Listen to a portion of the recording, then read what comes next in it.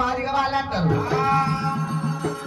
ఆనాడు జాపభక్తులు అంటే ఆనాడు ఆవులని గొడ్లను కోసేది. ఆవులను కోసి ఆ చెరవాలేమో ఇంటి మీద కప్పుకునేది. ఆవు బొక్కలేమో ఒకవేళ బొక్కలు లేక నాలుగు ఆసాలు వాత పెట్టేది. ఆవు కసరు సాంపి తప్ప చల్లుకునేదట. ఆ ఎద్దుల రక్తమేమో ఇడుపులు అల్లుకునేది. ఆవు మెదడేమో ముక్కు పెట్టుకునేదట. ఆనాడు జాపవంతులు మాత లింగమ్మ మాత లింగయ్య 7 మంది కొడుకులు ఆనాడు జాపవంతులకు. ఈ జాపవంతులు ఇంటి లోపల నాకు జాగా దొరుకుతుందా లేదా? కులం చిన్నగుండగాని కులం పెద్దది. ఎల్లమ్మ ఒకవేళ బంగారు నగలేసుకొని తెలగిన కట్టుకొని జాపవంతుల వారికి వచ్చి ఆనాడు మాత లింగమ్మ ఎట్లా ఆటి నొక్కుతుంది.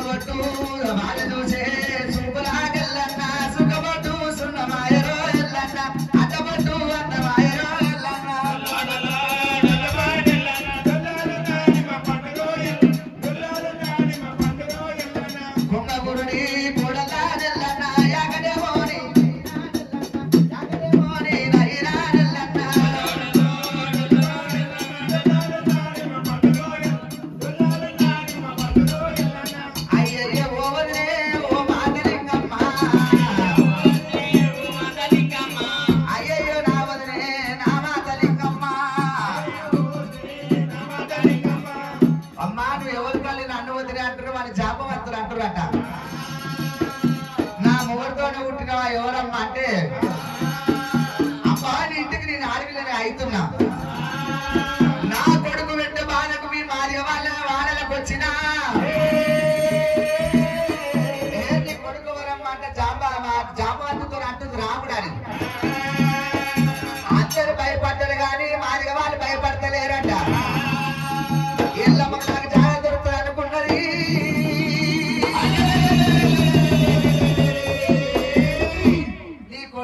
అంత పెద్ద మొనగాడని అడుగుతున్నారట.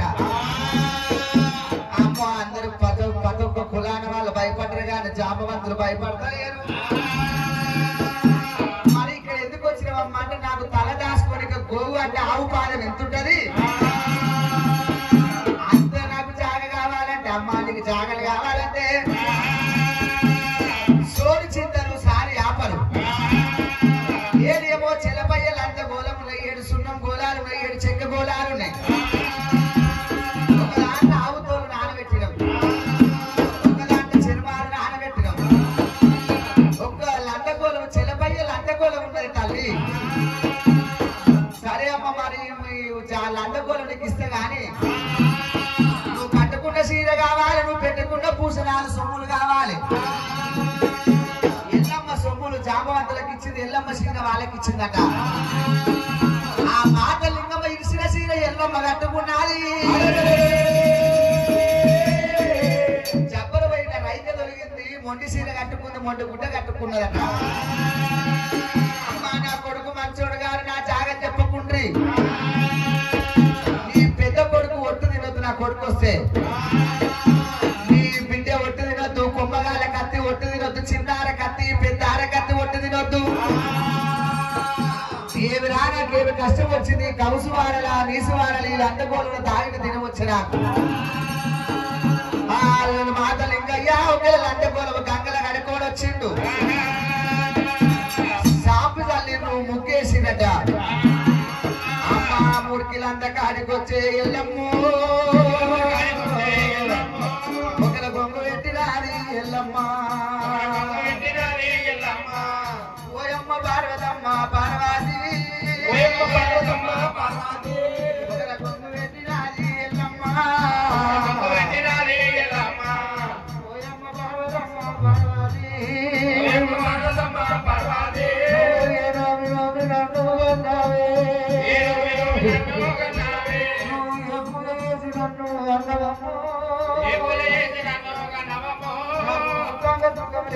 పార్వతమ్మ పుట్టంగ సుఖం లేదే పార్వతమ్మ నాకు పెరగంగ సుఖం లేదు పార్వతమ్మ పుట్టంగ పురుడు కూడా కోరలేదమ్మ నేను పుట్టంగ పురుడు కూడా కోరలేదమ్మ పెరగంగ పెళ్లి కొంటే ఓ దేవుడు పెరగంగ పెళ్లి కొంటే ఓ దేవుడు నాకు మంగళారాము నాడు నా లక్కమాయే మంగళారమ్మ నాడు నా లక్కమాయే మంగళవట్టట్టు కూడా ఆయనమ్మ మంగళవట్టట్టు కూడా ఆయనమ్మ నాకు లక్కమొక్కటైనది అయినది లక్కమొక్కటైనది అయినది నాకు వెళ్ళి కాకపాయే కాకపాయే నాగవెల్లి కాకపాయే కాకపాయే ఓనాడు మునిరాజా మునిరాజు మునిరాజా మునిరాజు నిన్ను వేసుకొని రాజా ప్రాణనాథ నిన్ను వేసుకొని నాదా ప్రాణనాథ నీదేవి సుఖపల్లె ప్రాణనాథ నీదేవి సుఖపల్లె ప్రాణనాథ నన్ను వేసుకొని రాజా ప్రాణనాథ వేసుకొని నాదా ప్రాణనాథ నువ్వేమి సుఖపల్లె సుఖపడలే నీదేవి సుఖపల్లె సుఖపడలే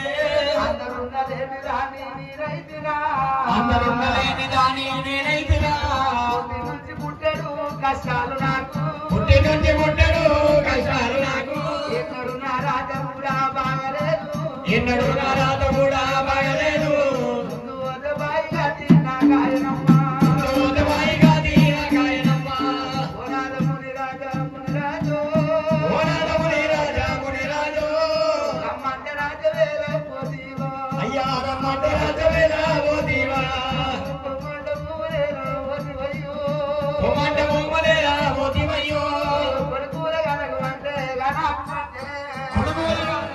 గనకుంటే కొడుకుల కోరితే రామాయణ కొడుకుల కోరి నాకు కోటి కష్టం వచ్చే నాలుగు ఏళ్ళు నేను వనవాసం తీసిన ఇటువంటి బతుకొద్దు తల్లి పుట్టరాదు వాడు జన్మ పుట్టరాదు తల్లికి పెద్ద బిడ్డ ఉంటే ఈ బాలరమ్మలమ్మ ముఖం గుళ్ళకు రాత సక్క ఉండదట ముఖం బాగలేనోళ్ళకు రాత సక్క ఉండదట తండ్రికి పెద్ద కొడుకు ఉండరాదు తల్లికి పెద్ద బిడ్డ ఉండరాదు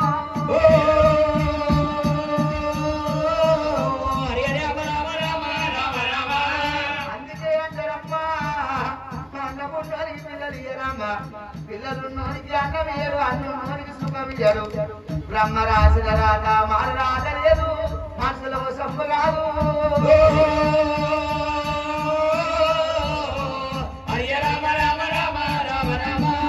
అక్క ఎల్లాలు ఉన్నారని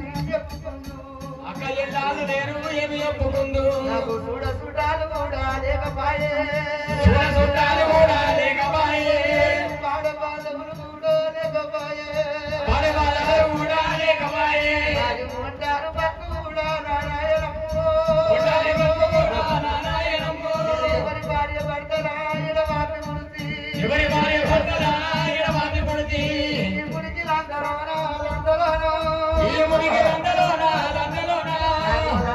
దాగిన దినవచ్చనమ్మో పురాణ మాదిగ వాళ్ళ ఇంటిలోనో వాడల్లో నేను ఎంత తాగాలే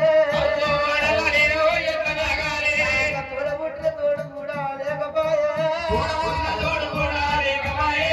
పట్ల పుట్టిన పిల్లలు కాకపోయి